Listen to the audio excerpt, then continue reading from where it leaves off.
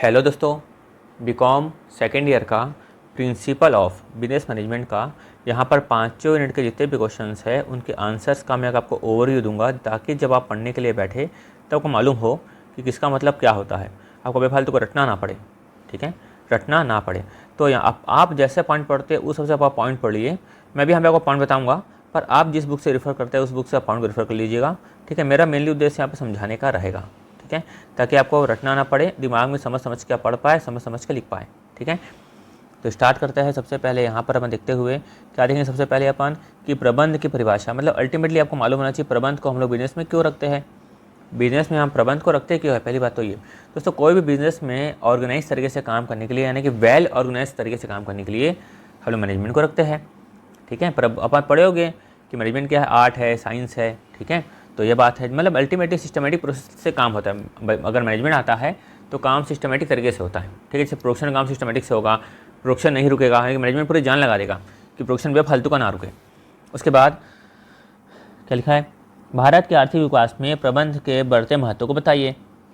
प्रबंध का महत्व बढ़ क्यों रहा है, हम सबको मालूम है। देखो आप देख रहे हो आजकल कितना ज़्यादा क्या हो रहा है, यहाँ पर विकास हो रहा है, डेवलपमेंट कितना ज़्यादा हो रहा है।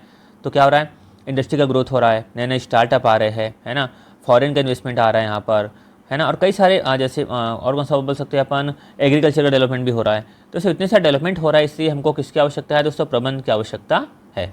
सिंपल हो गया। उसके बाद देखते हैं ना नेक्स्ट, प्रबंध के विभिन्न कार्यात्मक क्षेत्रों को बताइए। कार्यात्मक क्षेत्र मतलब कि प्रबंध है उसका मतलब फंक्शन एरिया और ये कौन सा, वो कहाँ कहाँ पर काम करता है, कहाँ कहाँ पर काम करता है। मार्केटिंग करना है तो प्रबंध की आवश्यकता पड़ी है, यानी मार्केटिंग का मैनेजमेंट करना है तो प्रबंध चाहिए। अब देखते होंगे बड़े बड़े इंस्टीट्यूट्स हैं या बड़े बड़े बिजनेस ऑर्गेनाइजेशन, उनकी मार्केटिंग होती है। प्रोडक्शन का मैनेजमेंट करना है तो प्रबंध चाहिए, ताकि प्रोडक्शन रुकना नहीं चाहिए, डिमांड सप्लाई में एकदम मैनेजमेंट होना चाहिए। फिर फाइनेंशियल मैनेजमेंट करना है तो उसके लिए प्रबंध चाहिए। ह्यूमन रिसोर्स मैनेजमेंट करना है तो उसके लिए प्रबंध चाहिए, ठीक है। क्लियर हो रहा है। और बोल सकते हैं अपन, जैसे उनको फर्म को स्ट्रेटजी बनाना हो, प्लानिंग बनाना हो, है ना, और मान लो कोई टेक्नोलॉजी संबंधित काम हो तो उसके लिए हमको किसकी आवश्यकता पड़ती है, प्रबंध की आवश्यकता होती है। मतलब प्रबंध के क्षेत्र है, मतलब प्रबंध मार्केटिंग में काम करेगा, प्रबंध मार्केटिंग में काम करेगा, फाइनेंस में काम करेगा, और प्रोडक्शन में काम करेगा, ऑपरेशन में काम करेगा, ऐसा। तो प्रबंध क्या होगा, कार्यात्मक क्षेत्र हो गए। क्लियर है ऐसा। उसके बाद हम चलते हैं नेक्स्ट क्वेश्चन का। क्या लिखा है, प्रबंधक की भूमिका से आप क्या समझते हैं, यानी मैनेजरियल रोल क्या है, मतलब मैनेजरियल रोल से आप समझते क्या है आखिर, ठीक है। मैनेजरियल रोल से आप क्या समझते हैं, मतलब क्या होता है कि हर एक संगठन में क्या होता है, प्रबंधक के पास क्या होती है, जिम्मेदारी होती है, ठीक है। मतलब प्रबंध कौन जिम्मेदारी को क्या करना, निभाना होता है, उसको बोलेंगे प्रबंधकीय जिम्मेदारी, प्रबंधकीय रोल। और क्या लिखा है आगे, हेनरी मिर्जबर्ग द्वारा प्रतिपादित प्रबंधकीय भूमिका की व्याख्या कीजिए। Explain the managerial role propounded by Henry. अच्छा, इसने क्या क्या कहा था उसको हम लोग को प्रतिपादित करना है। जैसे कि देखो इन्होंने क्या क्या कहा था, यहाँ सुनना, इन्होंने क्या कहा था हेनरी मिर्जबर्ग ने, कि जो मैनेजमेंट है क्या होना चाहिए, पहली बात नेता होना चाहिए, है ना, मतलब लीडर जैसा काम होना चाहिए, लीडर होना चाहिए।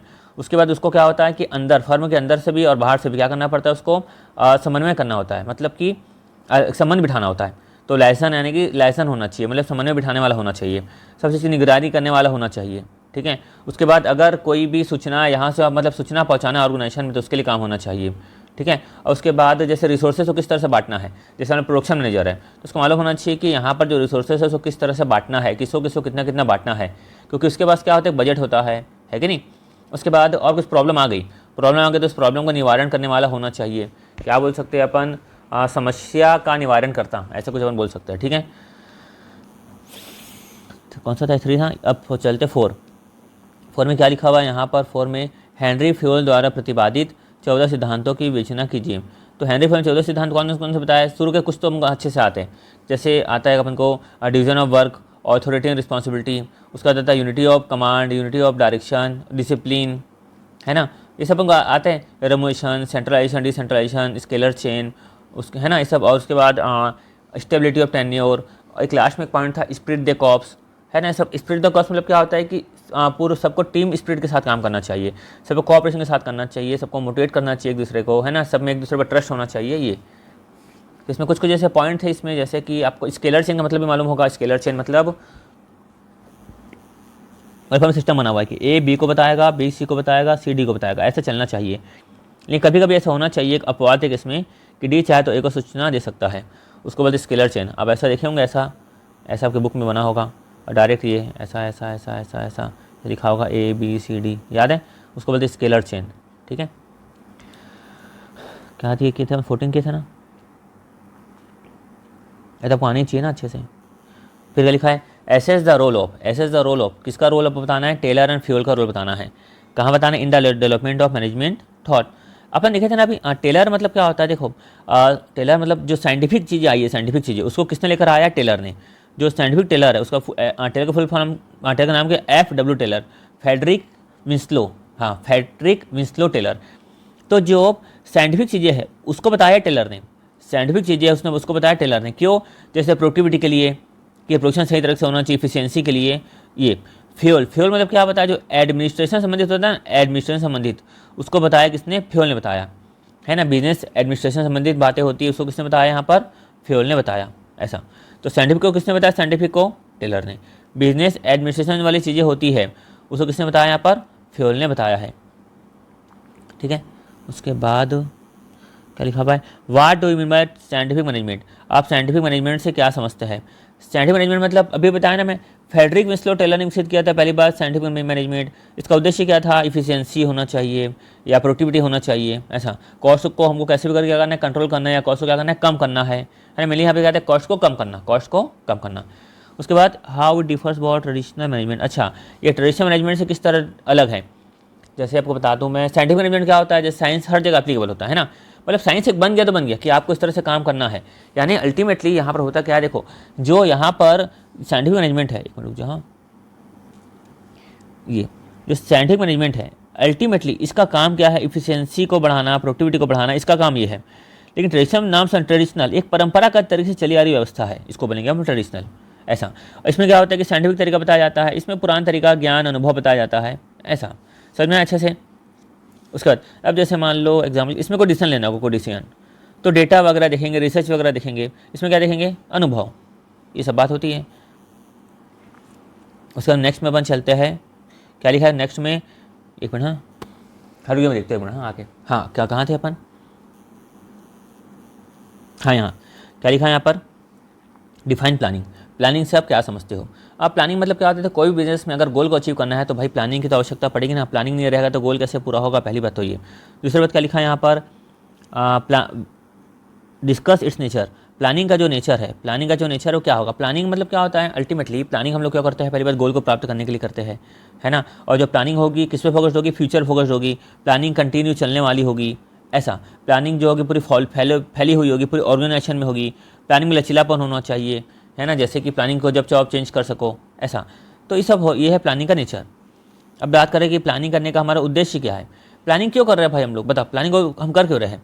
ऑर्गेनाइजेशन गोल को प्राप्त करने के लिए कर रहे हैं, जो ऑर्गेनाइजेशन रिसोर्सेस है उसको अपन अचीव कर सके। अब पहले से प्लानिंग करेंगे तो हमारा जो लॉस वगैरह है या रिस्क वगैरह है जो होगा कम होगा, है ना, या फिर अपन जो अनसर्टेनिटी से बच जाएंगे, टाइम की बचत होगी, कॉस्ट की बचत होगी, सबका कोऑर्डिनेशन होगा। ये सब है प्लानिंग के इंपॉर्टेंस, प्लानिंग के ऑब्जेक्टिव। अब देखते हैं प्लानिंग के इंपॉर्टेंस क्या है। प्लानिंग वही मतलब सेम टू सेम कि प्लानिंग का इंपॉर्टेंस क्या है कि हम लोग गोल को प्राप्त कर सके, है ना, और रिसोर्सेज को यूटिलाइज कर सके, जोखिमों को हम लोग कम कर सके। कोई डिसीजन लेना हो तो प्लानिंग रहे तो प्रॉब्लम नहीं रहेगी। और प्लानिंग के साथ अपन जो कुछ प्लानिंग करेंगे तो टीम को बताएंगे भाई तुमको ये काम करना है, तुमको वो काम करना है, तो इसमें टीम वर्क बना रहेगा, कोऑर्डिनेशन बना रहेगा, ऐसा। ठीक है, और इसमें कई सारी चीज़ें और सकती है। प्लानिंग करेंगे तो क्या होगा, प्लानिंग करने से ग्रोथ होती है, गोल ओरिएंटेड होगा, गोल पूरा होगा तो ग्रोथ होगी, ऐसा। उसके बाद क्या लिखा हुआ है, निर्णयन प्रबंध कार्यों की कुंजी है, decision making is the key to management function. अच्छा ऐसा। उसके बाद क्या लिखा, मतलब पहले इसको देखते हैं अपन, निर्णयन प्रबंध कार्यों की कुंजी है, decision making is the key to management function. तो डिसीजन मेकिंग मतलब क्या होता है, जैसे कि किसी भी ऑर्गेनाइजेशन के लिए सबसे मेन काम क्या होता है, डिसीजन लेना। क्या काम होता है, डिसीजन लेना। तो जो डिसीजन लेना क्या होता है, एक छोटा मोटा काम है क्या नहीं ना, बहुत बड़ा बात काम है कि नहीं है ये। तो निर्णयन क्या है, प्रबंध कार्य कुंजी है। समीक्षा कीजिए, निर्णयन के सिद्धांतों की क्या करना है आपको, विवेचना करना है। निर्णयन के सिद्धांत, तो निर्णय के सिद्धांत अपन क्या क्या हो सकते हैं, जैसे कि मैं बात करूँ कि मतलब इसका मतलब क्या हो रहा है बताते हो ना, कहाँ चले गए, एक मिनट बच्चों। ये निर्णयन के सिद्धांतों की विवेचना कीजिए, मतलब अपन को कोई निर्णय लेना है तो उसके लिए हम लोग किन किन चीज़ों को ध्यान रखेंगे, है ना, अपन किन किन चीज़ों को ध्यान रखेंगे। जैसे कि अपन देखेंगे निर्णय से पहले कि क्या कोई इसका अल्टरनेटिव ऑप्शन है कि नहीं, वो देखेंगे अपन। मान लो कि अपने पास कोई रिसोर्स है, सच्चे मटेरियल है, मटेरियल के बारे में कोई डिसीजन लेना है तो उसके हम लोग देखेंगे कि उसके लिमिटिंग फैक्टर है कि ज़्यादा मटेरियल है कि कम मटेरियल है, ऐसा। उसके बाद अपन जो निर्णय लेंगे ना वो अपन ऐसे इमोशन में बह के नहीं ले लेंगे। अपन जो निर्णय लेंगे वो कैसे लेंगे निर्णय, मतलब कि अपन लॉजिकल निर्णय लेंगे। उसके बाद जो निर्णय है वो कैसा होना चाहिए, साइंटिफिक होना चाहिए। कैसा होना चाहिए निर्णय, साइंटिफिक होना चाहिए, इस तरह से। क्लियर है। और जो कई सारी बातें हैं, जैसे अपन निर्णय लेना है अपन को, तो उसको हम इम्प्लीमेंटेशन करेंगे किसी निर्णय का, है ना, और फीडबैक लेंगे। ठीक है, तो इस सब चीज़ के बारे में है कि इसका निर्णय के सिद्धांत क्या क्या होते हैं, है ना। तो अल्टीमेटली जो भी हम निर्णय लेंगे, ठीक है, तो हमको सही डेटा मिलना चाहिए, सही समय पर होना चाहिए, सही उद्देश्य के होना चाहिए, तब निर्णय का मतलब है। मतलब सही डेटा होना चाहिए, सही समय पर होना चाहिए, सही उद्देश्य के लिए होना चाहिए, तब निर्णय का मतलब है ना। तो क्या मतलब है निर्णय का, क्लियर है। उसके बाद क्या देखते हैं हम लोग, what do understand by management by objective. Management by objective से आप क्या समझते हैं। देखो क्या होता है, नाम क्या समझो, मैनेजमेंट बाय ऑब्जेक्टिव। ठीक है, इसमें क्या होता है कि जैसे मैनेजमेंट को मैं लेकर आया, तो उसमें उनके जो मैनेजमेंट को लेकर आया, जिस चीज़ के लिए लेकर आया, उसको उसके गोल को क्लियर डिफाइन करूंगा। मैं क्या करूंगा, उसके गोल को क्लियर डिफाइन करूंगा। तो एम्प्लॉय के गोल को, मैनेजमेंट के गोल को क्या करूँगा, क्लियर डिफाइन करूंगा। ठीक है, और बोलूँगा और कहा जाएगा कि उनको उस सबसे काम करना है। तो अल्टीमेटली क्या समझाया कि जो मैनेजमेंट बाय ऑब्जेक्टिव है, उसमें क्या होता है कि मैनेजमेंट को एक उद्देश्य के लिए लाया जाता है, जिसमें क्या होता है, जो ऑर्गेनाइजेशन है, जो भी ऑर्गेनाइजेशन है, या फिर ऑर्गेनाइजेशन और ऑर्गेनाइजेशन में कौन होते हैं, एम्प्लॉय होते हैं, तो उनके गोल को क्लियर डिफाइन किया जाता है। ठीक है, तो मैनेजमेंट ऑब्जेक्टिव में क्या होता है कि ऑर्गेनाइजेशन के में और उसके एम्प्लॉय के गोल को क्लियरली डिफाइन किया जाता है। क्यों, ताकि हम उद्देश्य को प्राप्त कर सकें। या आसान भाषा में अपन समझे अपन, तो मैनेजर होते हैं, है ना, मैनेजर होते हैं, या फिर जो कंपनी के एम्प्लॉय होते हैं, उनको एक कॉमन उद्देश्य के लिए काम करने के लिए अलाइन किया जाता है, ऐसा। क्लियर है। तो एम्प्लॉय को और मैनेजमेंट को कॉमन उद्देश्य में काम करने के लिए अलाइन किया जाता है, उसको बोलेंगे मैनेजमेंट बाय ऑब्जेक्टिव, ऐसा। क्या लिखा उसके बाद, एक्सप्लेन इट्स कैरेक्टरिस्टिक्स। आपको इसके कैरेक्टरिस्टिक्स बताने हैं। जैसे मैनेजमेंट बाय ऑब्जेक्टिव क्या आता है भी, हमको क्या करना है, गोल को अचीव करना है। तो हम लोग को ऑर्गेनाइजेशन में मैनेजमेंट को, एम्प्लॉय को पता होगा। ठीक है, उसके बाद सबको सब मिलकर क्या करेंगे, काम करेंगे, है ना। उसके बाद क्या होगा कि जो भी परफॉर्मेंस किया उसको क्या किया जाएगा, उसका इवोल्यूशन किया जाएगा, क्योंकि हम लोग एक उद्देश्य के लिए आए हैं ना, एक उद्देश्य के लिए आए। और सभी के बीच में क्या होगा, कंटिन्यू काम करेंगे, उन सब के बीच में बेटर कोऑर्डिनेशन होगा एम्प्लॉय मैनेजमेंट के बीच में, तभी तो हमारा गोल क्या होगा, पूरा होगा, ऐसा। समझ में आया। इसमें कुछ कमियाँ भी हो सकती है। कमियाँ क्या हो सकती है, लिखा है यहाँ पे, कैरेक्टरिस्टिक इंपॉर्टेंस। ठीक है, इसमें कुछ लिमिटेशन भी हो सकती है। जैसे हो सकता है कि इन लोग बहुत ज़्यादा पूरा फोकस किस में करें, गोल में फोकस करें। या फिर दूसरी बात ये हो सकती है कि सभी की सभी जो इंडस्ट्री होती है वहाँ पे क्या करे, काम ना करे। सभी इंडस्ट्री में हो सकता है कि काम ना करे, ये भी सी कमियाँ हो सकती है, ऐसा। और ये भी हो सकता है कि गोल को, यानी कि ये सब चीज़ें बहुत टाइम टेकिंग हो सकती है, किसको क्या काम करना है, कैसे काम करना है, सब टाइम टेकिंग भी हो सकता है। उसके बाद अपन देखते हैं सही तरीके से, नेक्स्ट देखते हैं हम लोग क्या था इसमें, संगठन की परिभाषा दीजिए। संगठन नाम से नहीं आ रहा होगा, संगठन मतलब क्या होता है यहाँ पर, ऑर्गेनाइजेशन, है ना। तो ऑर्गेनाइजेशन की परिभाषा क्या होगी यहाँ पर, तो ऑर्गेनाइजेशन में क्या होता है कि सभी लोग, है ना, सभी लोग क्या करते हैं, मिलकर एक गोल को प्राप्त करने के लिए क्या करते हैं, काम करते हैं, है ना। ऑर्गेनाइजेशन नाम क्या, ऑर्गेनाइजेशन मतलब एक सिस्टम होती है जहाँ पर सब मिलकर क्या करते हैं, सब लोग मिलकर गोल को प्राप्त करने के लिए काम करते हैं। मतलब अल्टीमेटली क्या होता है कि ग्रुप ऑफ पीपल होता है, सब मिलेंगे, मैनेजमेंट मिलेगा, कोऑर्डिनेशन करेंगे, सब कुछ प्रॉपर ऑर्गेनाइज होगा, ऐसा। जैसे कोई एग्जांपल ले लेते, कॉलेज है मान लो, कॉलेज में क्या होता है, सब टीचर्स, स्टाफ या प्रिंसिपल क्या सब मिलकर काम करते हैं कि भाई कैसे भी करके हमको अच्छे स्टूडेंट को अच्छे से पढ़ाना है, कॉलेज हो, ट्यूशन क्लासेस हो, ऐसा। क्लियर है अच्छे से। उसके बाद क्या बोल, इसकी संगठन की आवश्यकता क्या है और उसके महत्व की विवेचना कीजिए। भाई संगठन की आवश्यकता क्यों है, बताओ, संगठन क्यों आवश्यक है। तो गोल को प्राप्त करना है तो ऑर्गेनाइजेशन की आवश्यकता है ना।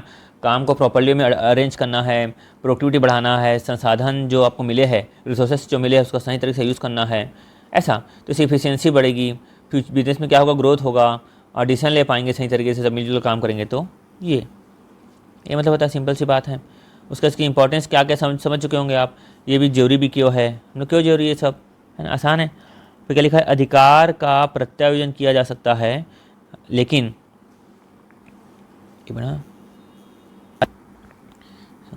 हाँ यहाँ पे अपन, अधिकार का प्रत्यायोजन किया जा सकता है, अथॉरिटी कैन बी डेलीकेटेड। अच्छा, और पहली बात समझते हैं मैंने अथॉरिटी मतलब क्या होता है। जैसे कि मैं आपको एग्जांपल देता हूँ, अब एग्जांपल दिया था कि हाँ, जैसे स्कूल का प्रिंसिपल है, मान लो, है ना। अपने स्कूल में कोई नियम बनाए गए, है ना, तो क्या होगा कि ना वो जो अपने नियम बोलेगा, तो स्कूल के जो टीचर है और स्टूडेंट को क्या करना पड़ेगा, उसको फॉलो करना पड़ेगा, ऐसा।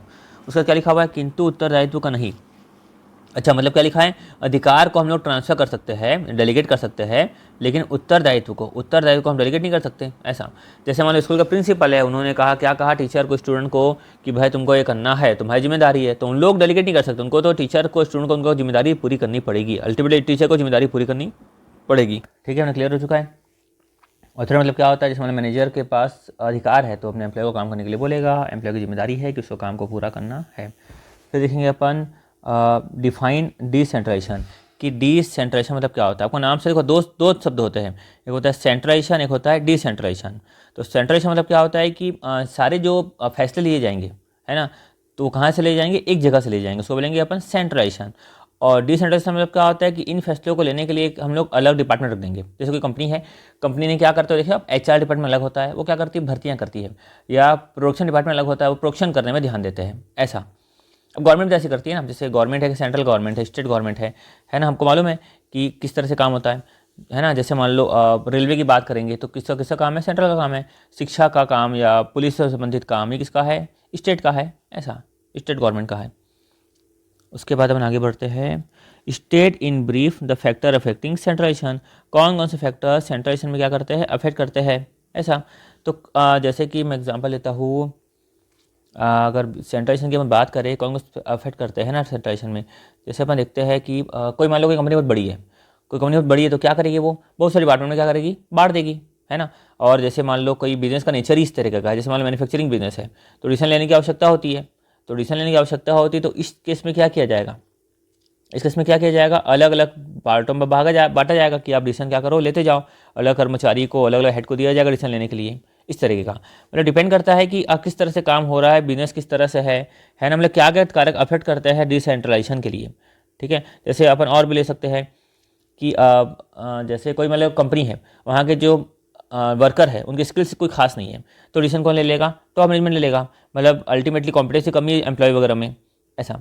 और मान लो कि अपन जो कोई चीज़ें हैं वहाँ पे, जैसे हम बात करते हैं आप आईटी सेक्टर की, है ना, तो कौन आईटी सेक्टर अगर मान लो अगर कमज़ोर है, इंफ्रास्ट्रक्चर क्या है वह कमज़ोर है ना, तो कौन डिसीजन ले लेगा, सेंट्रल वाले जो है वो डिसीजन ले लेंगे।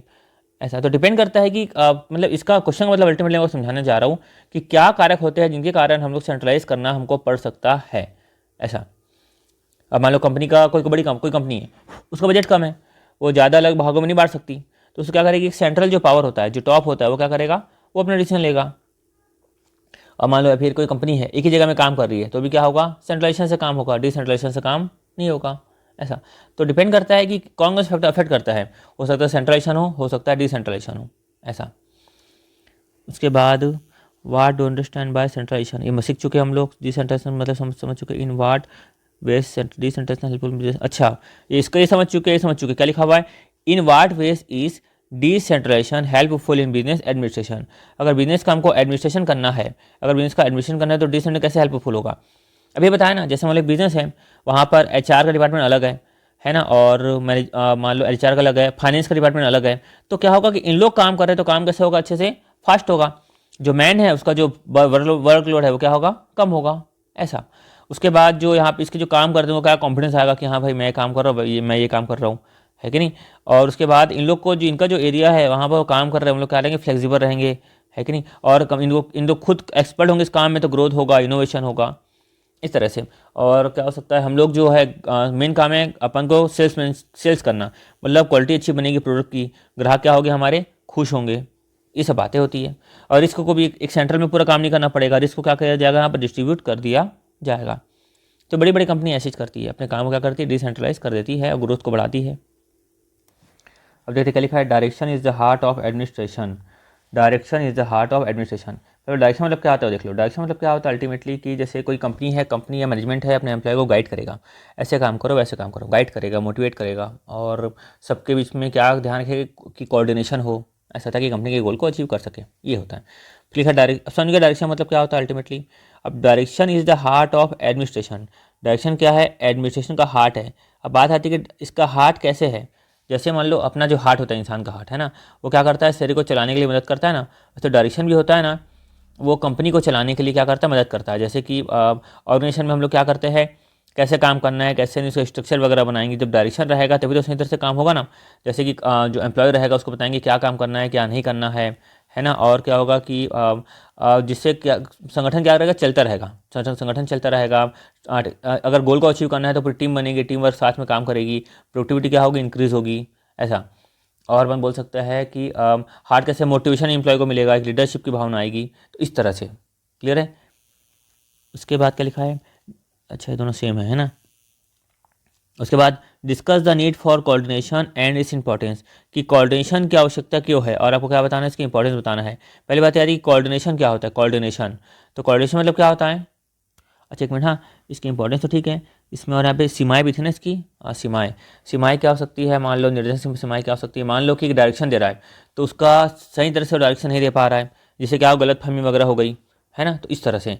तो और क्या हो सकती है कि कोई जो है जो डायरेक्शन दे रहा है उसकी लीडरशिप स्किल्स अच्छी नहीं है, ऐसा भी हो सकता है ना। उसके अलावा क्या हो सकता है कि जैसे कई सारे बाहरी तत्व होते हैं, है ना, तो उसकी भी बात हो सकती है, उसको मैं देखेंगे अपन। जैसे कि मान लो अपन बात करें, जैसे कंपनी का जो मैनेजर है वो प्रोडक्शन डिपार्टमेंट को बोल दिया कि तुम लोग क्या करो, बहुत अच्छे से प्रोडक्शन करो, लेकिन मार्केट में क्या डिमांड ही नहीं है, तो इस निर्देशन का मतलब हुआ क्या, नहीं, तो अभी क्या किस में चली गई, सीमाओं में चली गई।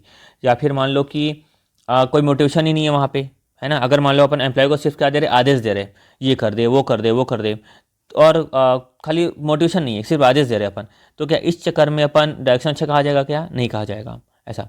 या फिर अपन मान लो एम्प्लॉय को इंडिपेंडेंस ही नहीं दे रहे, खाली गोल में फोकस कर रहे हैं, ठीक है, तो इस केस में भी हम लोग बोल सकते हैं क्या होगा, लिमिटेशन हो गई। तो समझा लिमिटेशन मतलब अल्टीमेटली हो क्या रहा है कि अल्टीमेटली हम लोग क्या कर रहे हैं, लिमिटेड मतलब डायरेक्शन अच्छी चीज़ तो है, इसमें क्या लिमिटेशन भी हो रही है कि मतलब पूरा कम्युनिकेशन हुआ तो लिमिटेशन हो गई, है ना, लीडरशिप स्किल्स नहीं तो लिमिटेशन हो गई, इस तरह से। या फिर बाहरी तत्वों का इन्फ्लुएंस आ गया, प्रोडक्शन मैनेजर ने कहा कि प्रोडक्ट करो, लेकिन बाहर में डिमांड ही नहीं है, और खाली आप लोग क्या कर रहे हो, उसको काम करने के लिए बोल रहे हैं, सिर्फ काम काम काम, है कि नहीं, तो इस केस में उसमें इंडिपेंडेंसी नहीं रही ना, तो इस चीज़ ये है लिमिटेशन। उसके बाद में आगे बढ़ते हैं अपन कि क्या लिखा है यहाँ पर, क्वेश्चन नंबर 2, ये है, एक minute, discuss the need for coordination की आवश्यकता क्यों है, उसके बारे में बताना है। पहले बताओ समझो कोऑर्डिनेशन क्या होता है। देखो कोई बिजनेस है या मतलब कोई बिजनेस है, वहाँ पे क्या होना चाहिए, कोऑर्डिनेशन होना चाहिए, एम्प्लॉय के बीच में क्या होना चाहिए, कोऑर्डिनेशन होना चाहिए। जैसे एग्जांपल के लिए मान लो टीम है, इंडिया टीम, उसे 11 खिलाड़ी अपने अपने हिसाब से काम करेंगे तो क्या इंडिया टीम जीतेगी, नहीं। उनका गोल क्या होना चाहिए, टीम को जितना है उसके लिए उनको काम करना चाहिए, एक दिशा में काम करना चाहिए, ठीक है, उसको बोलेंगे कोऑर्डिनेशन। अब जैसे कोऑर्डिनेशन होगा, है ना, कोऑर्डिनेशन होगा तो क्या होगा, पूरी टीम साथ में काम करेगी, है ना, सभी डिपार्टमेंट एक साथ काम करेंगे। और कोऑर्डिनेशन होगा तो क्या होगा, पूरे जो संसाधन है, जो रिसोर्स है, उसको क्या करेगा, सही तरह से क्या होगा, उपयुक्त होगा, उपयोग होगा, ऐसा। तो अल्टीमेटली कोऑर्डिनेशन हर जगह होना चाहिए ना, कोऑर्डिनेशन क्या होना चाहिए, हर जगह होना चाहिए। अब गाड़ी भी चला रहे हो तो हर गाड़ी के हर एलिमेंट में क्या होना चाहिए, कोऑर्डिनेशन होना चाहिए, ऐसा। आपका लिखा है नीड फॉर कोऑर्डिनेशन, कोऑर्डिनेशन की आवश्यकता क्यों है। अब अभी समझे ना आप, कैसे डिपार्टमेंट वगैरह को जोड़ना है, टीम को मजबूत करना है ना, ये सब चीज़ के लिए क्या कोऑर्डिनेशन की आवश्यकता होती है। कोऑर्डिनेशन नहीं होगी, लड़ाई झगड़ा कॉन्फ्लिक्ट तो चलता रहेगा, ऐसा। पहले कोऑर्डिनेशन की इंपॉर्टेंस क्या है। कोऑर्डिनेशन से क्या होता है कि टीम वर्क होता है, गोल को पूरा होने में सहायता मिलती है, और ये सब दिया हुआ है ना। आपको कॉन्फ्लिक्ट वगैरह नहीं होंगे, कन्फ्यूजन वगैरह नहीं होगा। कोऑर्डिनेशन होगा तो सब मिलकर काम करेंगे तो क्वालिटी क्या होगी, फर्म में क्वालिटी इंप्रूव होगी, ऐसा। और अपन को डिसीजन लेना है तो उसमें सब कोऑर्डिनेट करके काम करेंगे, डिसीजन लेने में भी क्या होगी, हेल्प होगी। जैसे आपको कोई डिसीजन लेना है, अकेले ले पाते हो क्या, नहीं, साथ में कोई दोस्त वगैरह रहा है, उससे हेल्प लेकर डिसीजन ले पाते हो ना, तो कोऑर्डिनेशन में क्या होता है, डिसीजन लेने में भी हेल्प मिलती है, ऐसा। फिर क्या लिखा, explain the obstacle in communication. अच्छा पहली बात ये होता है, कम्युनिकेशन मतलब क्या होता है, आप समझते हो, अपनी बातों को दूसरों तक पहुंचाना। तो आप कैसा बात पहुंचा सकते हो, बात करके बता सकते हो, लिख कर बता सकते हो, है ना, इशारे के थ्रू बता सकते हो। आज तो टेक्नोलॉजी आ गई है, तो टेक्नोलॉजी के थ्रू बता सकते हो आप, है ना। वैसे भी कोई भी ऑर्गेनाइजेशन में कम्युनिकेशन क्या है, बहुत आवश्यक है। अब कम्युनिकेशन ही नहीं होगा तो हमको जहाँ तक पहुँचना है, हमारे गोल को अचीव करना है, तो हम अचीव कर ही नहीं सकते ना, ऐसा। अब समझिए ना कम्युनिकेशन मतलब क्या होता है। अब क्या लिखा है, ऑब्स्टेकल इन कम्युनिकेशन, ये कम्युनिकेशन में क्या क्या ऑब्स्टेकल है। जैसे कि मैं बात कर रहा था किसी से फ़ोन में, ठीक से आवाज़ नहीं आ रही है, आजकल तो तुम्हारा नेटवर्क स्लो हो जाता है कि नहीं। उसके बाद मान लो कि कुछ भाषा है, दूसरे दूसरे देश की भाषा है, या फिर हम कोई जटिल शब्दों का उपयोग करें, सामने वाला नहीं समझ पा रहा है, ये भी होगा कम्युनिकेशन की, है ना। अब मैं वो नहीं बोलता कि मैंने क्या समझा, मैंने क्या कहा, तूने क्या समझा, या इस तरह से, मतलब क्या सकते हैं अपन, कोई आदमी तनाव में है, टेंशन में है, तो हमारी बातों को नहीं समझ पाएगा। और कोई भी बात का हर अलग अलग संस्कृति में अलग अलग क्या होता है, मतलब होता है, ये सब बातें हैं, ये सब क्या होता है, बाधाएं हैं। मैं किसको एम्प्लॉय को समझा रहा हूँ, वो ध्यान नहीं दे रहा है, वो अपनी दुनिया में खोया हुआ है, ऐसा भी होता है, ठीक है। उसका क्या लिखा है, उन्हें दूर करने के लिए उपयुक्त सुझाव दीजिए। अब इसको दूर करना है तो क्या होना चाहिए, देखो पहली बात हमको मालूम होना चाहिए कि भाई एम्प्लॉय कैसे समझेगा, किस तरह समझेगा। सरल भाषा का उपयोग करो, आसान भाषा का उपयोग करो, है कि नहीं। और क्या बोल सकते हैं अपन, सही जैसे अपन सही मीडियम का यूज़ करो, सही मीडियम का यूज़ करो, है ना। तो मैं सही सही जैसे कि एग्जाम्पल जैसे मान लो मीटिंग है, अब मीटिंग है तो वीडियो कॉल का हमको क्या करना चाहिए, यूज़ करना चाहिए, है ना, इस तरह से। तो बस ये हो सकता है। और भी आप देख लेना, बुक में देखोगे तो मिल जाएगा। या फिर अगर मान लो कि कम्युनिकेशन स्किल्स इंप्रूव करना चाहिए, जैसे कि मैं आपको जल्दी जल्दी समझा रहा हूँ, है ना, तो मेरी ज़बान लड़खड़ा रही है, ऐसा। और मान लो अपन को किसी कुछ ऐसा आ रहा है कि कुछ ऐसी बाधाएं आ रही है ना। जैसे बाधाएं कैसे आ रही कि अलग कंट्री वाले को समझाना है, या फिर सामने वाला नहीं समझेगा, नहीं समझेगा, किस तरह समझेगा, उसको हमको क्या रखना है, ध्यान रखना है, इस तरह से। उसके बाद हम आगे बढ़ते हैं जी।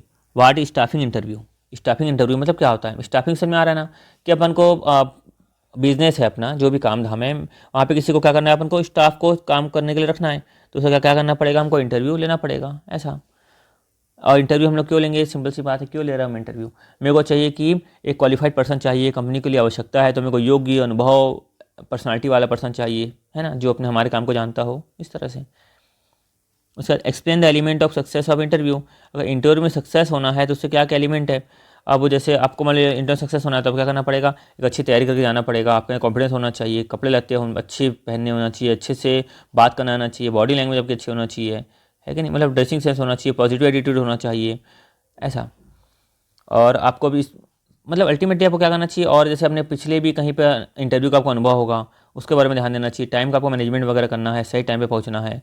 हड़बड़ी पहुंचोगे, वो पूछेगा, आप घबराते रहोगे, पहुँचे हो तो स्पीड में पहुँचे हो, धड़कन वैसे ही तेज़ है, वो सवाल पूछेगा तो और धड़कन तेज़ हो जाएगी, ऐसा सब चीज़ को ध्यान रखना है आपको। अब देखते हैं हम लोग क्वेश्चन नंबर 4 क्या लिखा है यहाँ पर। वाट डू अंडरस्टैंड बाय मोटिवेशन। आप मोटिवेशन से क्या समझते हैं। मान लो जैसे कोई भी कंपनी है, वहाँ पे जहाँ पे एम्प्लॉय काम करता है, अगर उसका मोटिवेट ही नहीं होगा, है ना, किसी भी तरह से मोटिवेट, इंटरनल भी हो सकता है, एक्सटर्नल भी हो सकता है। जैसे आप उसको सैलरी अच्छे से दोगे तो एक्सटर्नल मोटिवेशन होगा, या उसको कुछ सीखने की इच्छा होगी तो इंटरनल मोटिवेशन होगा, है ना। तो इसका मतलब होता है मोटिवेशन मतलब, ठीक है। तो अल्टीमेटली क्या होता है कि हम लोगों को किसी भी आदमी को काम करवाने के लिए मेंटली रूप से तैयार करना है, मेंटली रूप से भी, इमोशनल लेवल से भी उस लगना चाहिए कि मेरी ही ये ऑर्गेनाइजेशन है ना। तो उस तरह से अगर मोटिवेशन के साथ उसको हम लोग मोटिवेट करेंगे तो अच्छे से काम करेगा, साथ ही साथ उसका भी गोल पूरा होगा, उसको भी बेनिफिट होगा, और एम्प्लॉय को भी और ऑर्गेनाइजेशन को भी क्या होगा, बेनिफिट होगा। तभी एम्प्लॉय क्या करेंगे, देखो मोटिवेटेड होंगे ना एम्प्लॉय, उनको कुछ बेनिफिट मिलेगा, है ना, जैसे सही टाइम पे सैलरी मिल रही है, उन लोग जॉब में सिक्योर है, ठीक है। तो उस चक्कर में उनको क्या आएगा, एक इंटरेस्ट आएगा, डेडिकेशन रहेगी, है ना, और ऑनेस्टी के साथ काम करेंगे, प्रोडक्टिविटी के साथ काम करेंगे, ऐसा। ऑनेस्टी मीन्स काम करने में ऑनेस्टी, ऐसा। उसके बाद what important feature should be included in sound motivation system. अच्छा, अगर साउंड मोटिवेशन सिस्टम मतलब क्या होता है, जैसे मान लो कोई ऑर्गेनाइजेशन है ना, तो एक होती है ना मोटिवेशन कि मैं कैसे बताऊँ, साउंड मोटिवेशन, किसको कैसे क्या चीज़ को शामिल करेंगे जिससे क्या एकदम साउंड मोटिवेशन हो लगे। जैसे अपन क्या करेंगे उसमें, एक एम्प्लॉय को क्लियर ऑब्जेक्टिव देंगे कि हमको एक काम पूरा करना है ना, हर चीज़ में ट्रांसपेरेंसी रखेंगे हम लोग, ठीक है। उसको प्रॉपर में सैलरी देंगे, उसको प्रमोशन देंगे, उसको कोई अच्छा काम किया तो उसको हम लोग रिवार्ड्स देंगे, इस तरह से, ठीक है। देखेंगे एम्प्लॉय की क्या आवश्यकता है, एम्प्लॉय को जॉब सिक्योरिटी मिलनी चाहिए, पॉजिटिव कल्चर होना चाहिए, मतलब जो इन्वायरमेंट है वैसा पॉजिटिवनेस होनी चाहिए। और फीडबैक्स टाइम टू टाइम अपन क्या करेंगे, जो एम्प्लॉय काम किया उसको, उसके काम का फीडबैक वगैरह लेते रहेंगे, है ना। एनुअल हम लोग अप्रेजल करेंगे, और टीम वर्क साथ में काम करेंगे। जैसे कई सारी चीज़ें हैं यहाँ पर जिसमें हम लोग क्या कर सकते हैं, हम लोग फीचर्स को क्या कर सकते हैं, इंक्लूड कर सकते हैं साउंड मोटिवेशन में, ऐसा। समझना है साउंड मोटिवेशन मतलब क्या अल्टीमेटली। उसके हम देखेंगे अपन आगे क्या लिखा है यहाँ पर। What do you understand by leadership. Leadership से आप क्या समझते हैं। अब कितने पढ़े हैं, जो मैनेजमेंट है वो एक अच्छा लीडर भी होना चाहिए, उसको अच्छे से काम करते आना चाहिए, लोगों से अच्छे कम्युनिकेट करते आना चाहिए, है ना। तो अल्टीमेटली क्या होता है कि जो कोई मैनेजर हो या लीडर हो, है ना, अगर वो संगठन को या ऑर्गेनाइजेशन को सही दिशा में लेकर जाए, अच्छे से बिजनेस में योगदान करे, ठीक है, और गाइड करे, सबको प्रेरित करे, मोटिवेट करे, उसको हम लोग क्या बोलेंगे, अल्टीमेटली लीडर, ठीक है। अल्टीमेटली हम लोग क्या बोल सकते हैं, लीडरशिप है ना, एक तरह से क्या बोल सकते हैं हम लोग, एक कला है ना, जिससे कि हम लोग जो अपने सब ऑर्डिनेट नीचे जो काम कर रहे सब ऑर्डिनेट या एम्प्लॉई, उनको हम लोग क्या करेंगे, मोटिवेट करेंगे। जैसे कंपनी का होता है सीईओ, यानी कि चीफ एग्जीक्यूटिव ऑफिसर, क्या करता है, मार्गदर्शन करता है ना, जिससे कि कंपनी की प्रोडक्टिविटी बढ़ेगी, कंपनी क्या होगी, सक्सेसफुल होगी, ऐसा। क्लियर हुआ अच्छे से। उसके क्या लिखा है, the essential quality and importance of successful leadership. अच्छा, तो सक्सेसफुल लीडरशिप में क्या क्या क्या एसेंशियल क्वालिटी एंड इंपॉर्टेंस क्या क्या होनी, मतलब एसेंशियल क्वालिटी क्या, पहले वो देख लेते अपन, है ना। तो देखो अल्टरनेट लीडरशिप क्या होता है, मैं देख चुके हैं अपन। तो क्वालिटी क्या होनी चाहिए, एक तो बात लीडरशिप में, लीडर में कॉन्फिडेंस होना चाहिए, अच्छे से उसको बोलते आना चाहिए, उसको मोटिवेट करते आना चाहिए लोगों को। डिसीजन लेने की उसमें क्या होनी चाहिए, एबिलिटी होनी चाहिए, कैसे डिसीजन लेना है कैसे नहीं। उसके बाद उसके अंदर ऑनेस्टी होनी चाहिए, इंटीग्रिटी होनी चाहिए, टीम वर्क के साथ काम करने वाला होना चाहिए। उसके बाद मान लो कोई एम्प्लॉय काम बिगाड़ दिया तो उसके अंदर पेशेंस होना चाहिए, है ना। या अपना टारगेट अचीव नहीं हो रहा तो पेशेंस होना चाहिए। इस तरह से चीज़ों को अडेप्ट करते आना चाहिए। ऐसा नहीं तो क्या मतलब क्या मतलब अगर ये सब चीज़ें अगर लीडर में नहीं है तो। उसके बाद अपन देखते हैं क्या लिखा हुआ है यहाँ पर, and importance of successful leadership. Successful leadership क्या होगी, इंपॉर्टेंस क्या क्या होगी। देखो इंपॉर्टेंस क्या होगी, पहली बात उस संगठन के लक्ष्यों को प्राप्त करने में क्या करेगा, मदद करेगा। ठीक है, उसके बाद वो रहेगा तो एम्प्लॉय क्या करेंगे, अच्छे से काम करेंगे क्योंकि लीडर है, अच्छे से समझाएगा। और संगठन में क्या करेगा, एक पॉजिटिव इन्वायरमेंट बनाकर रखेगा, बोल सकते हैं हम लोग, है ना। और लीडर है तो क्या करेगा, नए नए इनोवेटिव आइडिया वगैरह लेकर आएगा, है ना। और इफेक्टिव मैनेज करेगा, सब कुछ चीज़ को मैनेज करेगा, ऐसा। उसके बाद आगे चलते हैं अपन।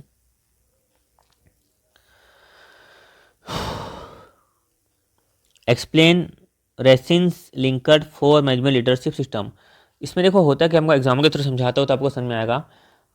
जैसे क्या होता है, जैसे मान लो पहला, पुराने समय फैक्ट्री होती थी, है ना। और उससे जो है ना एम्प्लॉय डरते थे, डर का माहौल रहता था। और जो काम करते हैं ना वर्कर, उन लोग भी क्या डिससेटिस्फाई रहते थे, है ना। तो क्या बोलते हैं अपन, एक्सप्लॉयटेटिव। क्या बोलते हैं हम लोग, पहला पॉइंट में क्या बोलेंगे अपन, देखो ना ध्यान से सुनना, आपको याद हो जाएगा, है ना। एक्सप्लॉयटेटिव ऑथोरिटेरियन सिस्टम, ठीक है। तो अल्टीमेटली ध्यान ध्यान रखोगे आप, पहली बात एक्सप्लॉयटेटिव रहते थे, ठीक है, पहले केस में, बहुत पुराने केस की बात कर रहा हूँ। 4 बोला है ना।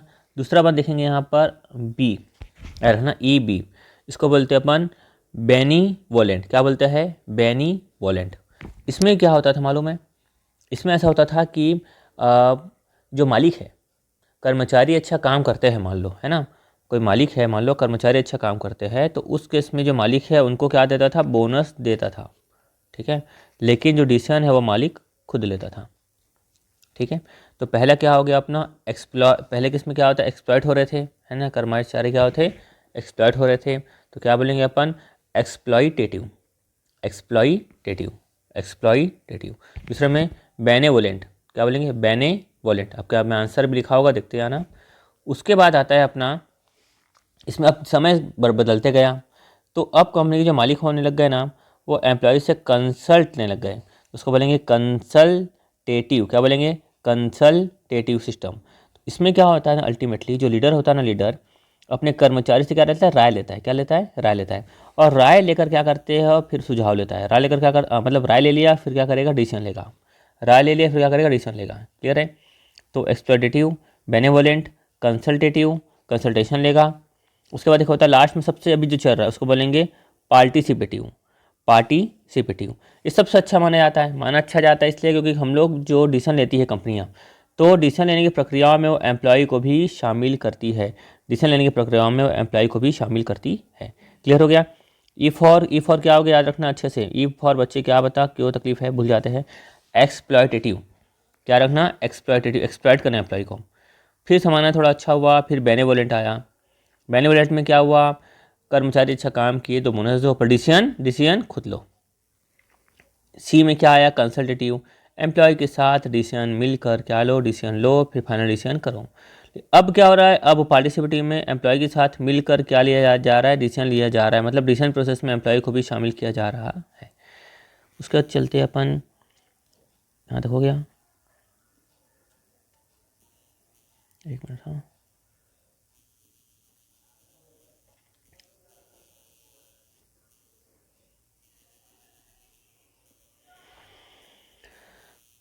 ये डिफाइन कंट्रोलिंग। आपको कंट्रोलिंग का क्या करना है, डिफाइन करना है। तो कंट्रोलिंग मतलब क्या समझ में आता है, कंट्रोलिंग।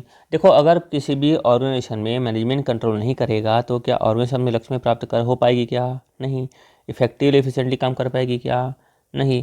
तो कंट्रोल करना आवश्यक है कि नहीं, बिल्कुल आवश्यक है। समझ में आ रहा है ना। तो अल्टीमेटली क्या देखते हैं हम लोग, मान लो हमको एग्जाम्पल के लिए हमको यहाँ पहुँचना था, ठीक है, लेकिन हम एक्चुअल में कहाँ पहुँचे, यहाँ पहुँचे। तो अल्टीमेटली हम ऐसा पहुँचे तो हम लोग क्यों पहुँचे, क्या अंतर आया, क्या कारण आया, उसको क्या करेंगे हम लोग, सुधारेंगे। ठीक है, तो कंट्रोल करना एकदम क्या है, आवश्यक है। क्लियर है कि नहीं अच्छे से?